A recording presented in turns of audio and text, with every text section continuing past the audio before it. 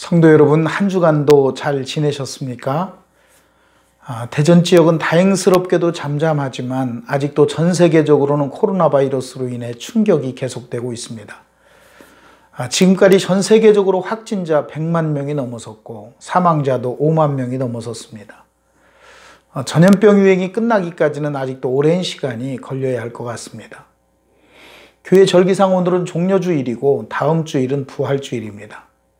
종려주일은 예수님께서 십자가를 지기 위해 예루살렘에 입성한 날을 기념하여 지키는 절기입니다. 오늘 종려주일 말씀을 통해 우리 자신을 돌아보는 시간을 갖겠습니다. 오늘 함께 볼 하나님의 말씀은 마태복음 21장 6절부터 11절까지입니다. 마태복음 21장 6절부터 11절까지입니다. 다 찾으신 줄로 알고 함께 읽겠습니다. 제자들이 가서 예수의 명하신 대로 하여 나귀와 나귀 새끼를 끌고 와서 자기들의 겉옷을 그 위에 얹음에 예수께서 그 위에 타시니 무리의 대다수는 그들의 겉옷을 길에 펴고 다른 이들은 나뭇가지를 베어 길에 펴고 앞에서 가고 뒤에서 따르는 무리가 소리 높여 이르되 호산나 다윗의 자손이여 찬송하리로다. 주의 이름으로 오시는 이여 가장 높은 곳에 호산나 하더라. 예수께서 예루살렘에 들어가시니 온 성이 소동하여 이르되 이는 누구냐 하거늘 무리가 이르되 갈릴리 나사렛에서 나온 선지자 예수라 하니라. 아멘. 제가 기도하겠습니다. 세상이 복잡하고 시끄러운 때에도 여전히 찬양받기에 합당하신 하나님 아버지, 한 주간의 삶 동안에도 우리와 함께 하셔서 여러 가지 어려움을 이기며 오늘 예배 드릴 수 있도록 인도하시니 무한 감사를 드립니다. 아직도 온 세상이 코로나로 인하여 슬픔과 충격과 두려움에 휩싸여 있습니다. 이미 세계 경제는 곤두박질 쳤고 자부심을 가지고 있던 미국, 영국, 프랑스, 독일도 속수무책으로 당하고 있는 상황이 되었습니다. 언제 이 상황이 종료되고 일상으로 돌아갈 수 있을지 예측할 수 없는 상황입니다. 역사의 주인 되시는 하나님 아버지, 이러한 때에 더욱 아버지의 뜻을 찾기를 원합니다. 우리 자신을 하나님 앞에 낮춥니다. 우리의 교만을 불쌍히 여겨주시고 용서해 주십시오. 하나님께서 창조한 지구와 자연 만물을 인간의 이기심과 편리함을 위해 무분별하게 사용하고 지구가 숨을 쉬지 못할 정도로 자연을 파괴하고 지구의 온난화를 부추겼으며 비정상적인 문화와 윤리와 도덕을 개인의 인권과 자유라는 미명 아래 당연시하며 하나님을 대적하는 가치가 세상에 판을 치는 시대가 되었습니다. 하나님을 잃어버린 시대, 하나님이 없는 시대, 기준을 잃어버린 시대가 되었습니다. 우리를 불쌍히 여겨주시고 긍휼히 여겨주시기 원합니다. 교회는 교회로서의 기능을 제대로 수행하지 못하며 빛과 소금의 역할을 감당하지 못했습니다. 제대로 된 신앙인 성경적 가치를 가지고 세상의 기준이 될 믿음의 사람을 키워내지 못했습니다. 특히 하나 되지 못하는 한국교회를 불쌍히 여겨주시고 한국교회를 대표할 수 있는 새로운 리더십을 세워주시고 세상의 변화에 대처하며 복음으로 세상을 변화시키고 세상에 감동을 주는 교회가 되게 해 주십시오. 긍휼에 풍성하신 하나님, 속히 전염병이 멈추도록 긍휼을 베풀어 주시고 코로나로 인하여 경제적인 어려움에 처해 있는 성도들에게 힘 주시며 건강으로 인하여 염려하고 걱정하는 성도들을 만져주시고 치유하셔서 우리 모두에게 큰 간증과 기쁨이 되게 해 주십시오. 오늘 말씀 가운데 역사해 주셔서 은혜 주시기를 원하옵고 예수 그리스도의 이름으로 기도합니다. 아멘. 저는 오늘 마태복음 21장 6절부터 11절까지 본문을 가지고 종려주일에 만나는 세 종류의 사람들이라는 제목으로 함께 은혜 나누도록 하겠습니다. 첫째는 환호하는 사람들입니다. 9절을 읽겠습니다. 앞에서 가고 뒤에서 따르는 무리가 소리 높여 이르되 호산나 다윗의 자손이여 찬송하리로다. 주의 이름으로 오시는 이여 가장 높은 곳에서 호산나 하더라. 예수님이 예루살렘 성에 입성하실 때에 사람들이 환호했습니다. 호산나 다윗의 자손이여 찬송하리로다. 주의 이름으로 오시는 이여 가장 높은 곳에서 호산나 하고 나귀를 타신 예수님 앞에서 뒤에서 많은 무리들이 따르며 환호했습니다. 그러나 이 무리는 머지않아 예수님이 십자가 사형 선고를 받는 사건 앞에서 좌절과 실망에 빠지게 됩니다. 예수님이 메시아라면 어떻게 힘없이 죽으실 수 있을까? 그 많은 기적으로 친히 하나님의 아들됨을 증거하셨는데 어떻게 대제사장들과 로마의 권력 앞에서 무참하게 죽으실 수 있을까? 이스라엘 역사상 가장 위대했던 왕 다윗의 재현을 꿈꾸었는데 모든 것이 숲으로 돌아가자 좌절하고 실망한 것입니다. 그리고 그중 일부는 속았다는 배신감에 못 이겨 종교 지도자들의 회유에 동조하여 예수를 십자가에 못 박으소서 이렇게 함께 외치는 무리들이 됩니다. 사랑하는 성도 여러분, 우리도 예수님을 제대로 알지 못하면 예수님 때문에 실망할 수 있습니다. 성경을 잘 이해하지 못하면 실망할 수 있습니다. 신앙생활이 무엇인지 잘 알지 못하면 신앙생활 하다가 좌절할 수 있습니다. 초림 예수님이 오신 것은 저와 여러분의 죄를 용서해 주기 위해 속죄 제물로 이 땅에 오셨습니다. 우리를 죄에서 해방시켜 주시기 위해서 오신 것이지 로마와 그 압제에서 해방시켜 주기 위해 오신 것이 아닙니다. 우리가 예수님을 잘 모르면 쉽게 실망합니다. 우리가 성경을 잘 모르면 쉽게 환호하다가 쉽게 사그러듭니다. 그러므로 흔들림 없이 신앙생활을 잘 하려면 하나님의 뜻을 잘 알아야 합니다. 하나님의 뜻을 잘 알기 위해서는 성경을 읽고 공부하고 연구하고 묵상하고 암송할 때 하나님의 뜻을 잘 알 수 있습니다. 두 번째로는 일상적 헌신으로 위대한 결과를 만들어낸 사람들입니다. 마태복음 26장 6절부터 7절을 읽겠습니다. 예수께서 베다니 나병 환자 시몬의 집에 계실 때에 한 여자가 매우 귀한 향유 한 옥합을 가지고 나와서 식사하시는 예수의 머리에 부으니, 요한복음에 의하면 마리아가 향유 옥합을 부은 사건은 종려주일 직전에 베다니에서 일어났습니다. 예수님께 나드 향유 한 옥합을 부은 마리아의 행동은 식사하던 예수님과 청중을 깜짝 놀라게 했습니다. 왜냐하면 그 향유는 매우 값비싼 향유였기 때문입니다. 당시 마리아가 부은 향유의 값은 노동자가 300일 정도 일해서 살 수 있는 아주 비싼 향유였습니다. 그 향유는 순식간에 흘러 예수님의 몸에 쏟아져 흘러내렸고 방 안에는 향유향으로 가득했습니다. 어느 누구도 마리아가 이런 행동을 하리라고는 예측하지 못했을 것입니다. 그때 제자들이 못 쓰게 된 향유를 아까워하며 가난한 자들을 위해 구제하지 않고 왜 낭비했느냐고 마리아를 비난합니다. 제자들의 말이 맞는 것 같기도 합니다. 낭비처럼 보이기도 합니다. 요즘 노동자 일당을 10만 원으로 계산해도 3천만 원의 돈이니 결코 작은 돈이 아닙니다. 그러나 마리아에게는 낭비처럼 생각되지 않았습니다. 왜냐하면 마리아에게 있어 예수님은 천금을 주고도 바꿀 수 없는 분이라고 생각했기 때문입니다.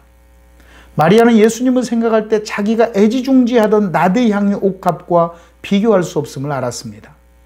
예수님은 자신의 혈육 나사로를 죽음의 자리에서 살려주셨습니다. 예수님이 들려주신 천국 진리는 가난한 영혼을 부유하게 하셨습니다. 소망이 없던 마리아의 인생을 완전히 바꾸어 놓으셨습니다. 마리아는 그 은혜가 너무나 고맙고 감사하여 예수님의 머리에 향유옥합을 부었던 것입니다. 마리아의 일상에서 일어난 헌신은 놀랍게도 일주일 후에 일어나게 될 예수님의 죽음을 미리 예비한 것이 되었습니다. 그래서 예수님께서도 이렇게 말씀하십니다. 12절을 함께 읽겠습니다. 이 여자가 내 몸에 이 향유를 부은 것은 내 장례를 위하여 함이니라. 죽은 사람의 몸에 향유를 바르는 것은 유대인의 오래된 전통이었습니다. 그러나 예수님의 시체에 향유를 바른 사람은 아무도 없었습니다. 왜냐하면 예수님은 안식 후 첫날 부활하셨기 때문입니다. 마리아의 일상적 헌신이 예수님의 장사를 준비하는 위대한 예비가 되었던 것입니다. 사랑하는 성도 여러분, 예수님의 은혜가 감사하여 우리가 드리는 일상의 단순한 헌신, 일상의 단순한 순종, 일상의 단순한 섬김이 원대한 하나님의 퍼즐을 맞추고 한 생명을 구원하기도 하고 하늘의 뜻이 이 땅에 이루어지게 하는 놀라운 결과를 만들어낸다는 사실을 깨달을 수 있기를 바랍니다. 세 번째로 살펴볼 사람은 베드로의 열정과 그리고 후회하는 사람들입니다. 마태복음 26장 33절부터 35절까지를 읽겠습니다. 베드로가 대답하여 이르되 모두 주를 버릴지라도 나는 결코 버리지 않겠나이다.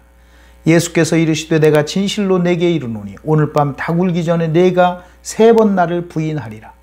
베드로가 이르되 내가 주와 함께 죽을지언정 주를 부인하지 않겠나이다 하고 모든 제자도 그와 같이 말하니라. 마태복음 26장 69절부터 75절까지 읽겠습니다. 베드로가 바깥 뜰에 앉았더니 한 여종이 나와 이르되 너도 갈릴리 사람 예수와 함께 있었도다 하거늘 베드로가 모든 사람 앞에서 부인하여 이르되 나는 네가 무슨 말을 하는지 알지 못하겠노라 하며 앞문까지 나아가니 다른 여종이 그를 보고 거기 있는 사람들에게 말하되 이 사람은 나사렛 예수와 함께 있었도다 하며 베드로가 맹세하고 또 부인하여 이르되 나는 그 사람을 알지 못하노라 하더라. 조금 후에 곁에 섰던 사람들이 나와 베드로에게 이르되 너도 진실로 그 도당이라 네 말소리가 너를 표명한다 하거늘 그가 저주하며 맹세하여 이르되 나는 그 사람을 알지 못하노라 하니 곧 닭이 울더라. 이에 베드로가 예수의 말씀에 닭 울기 전에 내가 3번 나를 부인하리라 하심이 생각나서 밖에 나가서 심히 통곡하니라. 신앙생활은 열정만으로 할 수 있는 것이 아닙니다. 열정은 언제든지 상황과 환경에 따라 꺾일 수 있습니다.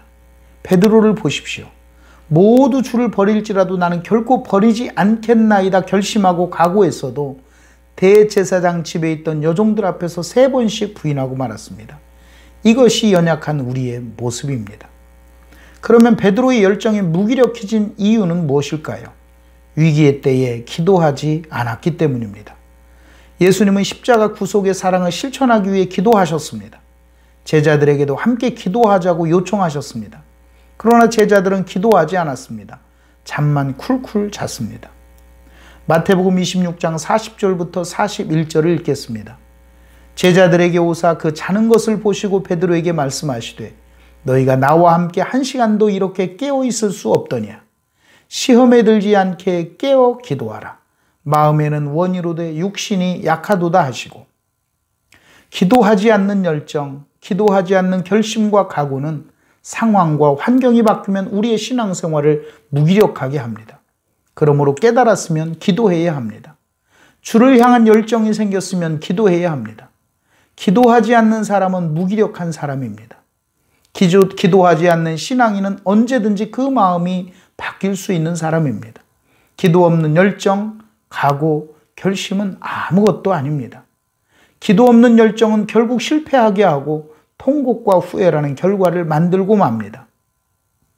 그러므로 기도해야 합니다. 기도하는 사람만이 변질되지 않고 변함없이 충성할 수 있는 사람입니다. 예수님은 십자가 대속의 사랑을 완성하기 위해 감람산에 나아가 기도하고 또 기도하셨습니다. 사랑하는 성도 여러분, 지금은 기도해야 할 때입니다. 우리의 마음이 무거워질 때 기도해야 합니다. 전염병이라는 족쇄에 묶인 것 같은 이때에 우리의 영혼이 묶이지 않도록 기도해야 합니다. 예배드리지 못하는 상황이 계속될 때 우리의 영혼이 느슨해지지 않도록 기도해야 합니다. 힘들고 어려운 시기를 지날 때 기도해야 합니다. 좌절과 절망이라는 낚싯줄에 걸리지 않기 위해 기도해야 합니다. 나태와 게으름이라는 화살에 우리의 영혼이 공격받지 않도록 우리는 기도해야 합니다. 전염병으로 너무나도 많이 바뀐 일상 속에서 지치지 않기 위해 기도해야 합니다. 이 모든 것 또한 지나갈 것입니다. 그러나 기도하지 않는다면 우리는 너무나 많은 것을 잃어버리고 말 것입니다. 그러므로 바뀐 여러 일상들이 오히려 기도의 자리가 되고 정금 같은 믿음으로 성숙하고 진보하는 기회가 될 수 있도록 우리 모두 기도하여 위기의 때를 잘 이겨낼 수 있기를 예수님의 이름으로 축복합니다. 정리하겠습니다. 종려주일 전후에 일어난 사건들을 통해 몇 종류의 사람들을 살펴보았습니다. 첫째는 지금은 환호하지만 머지않아 실망하고 좌절하는 사람들입니다. 둘째는 일상의 단순한 헌신으로 위대한 결과를 만들어낸 마리아와 같은 사람들입니다. 셋째는 열정과 의지만 있고 기도하지 않아 실패했던 베드로 같은 사람들입니다. 여러분은 세 종류의 사람들 가운데 어느 부류에 속해 있습니까? 어느 부류에 속하기를 원하십니까? 드려진 헌금을 위해 기도하고 축도함으로 예배를 마치겠습니다. 예배가 마쳐진 다음에는 마태복음 27장을 통독해 주시고 말씀 나눔을 한 후 마무리해 주시기 바랍니다. 기도하겠습니다. 오늘도 살아서 역사하시는 하나님을 찬양합니다. 오늘 우리가 말씀을 들었습니다. 하나님의 깊은 뜻을 깨닫고 신앙생활함으로 쉽게 실망하거나 좌절하지 않게 해주시고 마리아와 같이 주님 사랑하는 마음이 깊어지게 하시고 일상의 헌신과 섬김으로 주님의 장사를 예비한 것 같은 위대한 결과를 만들어내는 신앙생활이 되게 해 주십시오. 위기 앞에서 기도함으로 열정을 넘어 현장에서 승리하는 믿음의 용사들이 되게 해 주십시오. 성도님들 예물을 준비하여 하나님 앞에 드립니다. 마음을 다하여 드린 손길마다 복을 주시되 창의성과 지혜와 관계의 축복, 리더십의 축복을 주시고 복을 완성하여 부유한 자가 되게 하시고 사명을 감당하여 칭찬받는 우리 모든 대전 강변 가족이 되게 해 주십시오. 이제는 우리들의 죄와 허물을 용서하기 위해 하늘 영광 보좌를 버리고 이 땅에 오시고 고난받는 것을 주저하지 않으시고 십자가를 지심으로 우리를 구원하신 예수 그리스도의 은혜와 독생자를 이 땅에 보내심으로 우리를 향한 위대한 사랑을 보여주신 하나님의 사랑과 언제나 우리와 함께 하셔서 위로와 감동과 결단케 하시고 치유하시는 성령님의 위로, 교통 충만케 하시는 은혜가 종려주의를 맞아 위기의 때에 기도하며 하나님의 뜻을 헤아리고 일상의 헌신을 통해 하나님의 위대한 뜻을 성취해 가기를 원하는 강변 모든 가족들의 머리 위에와 코로나19로 고통받고 있는 대한민국과 세계 열방 가운데 이제로부터 영원토록 함께 있을지어다. 아멘.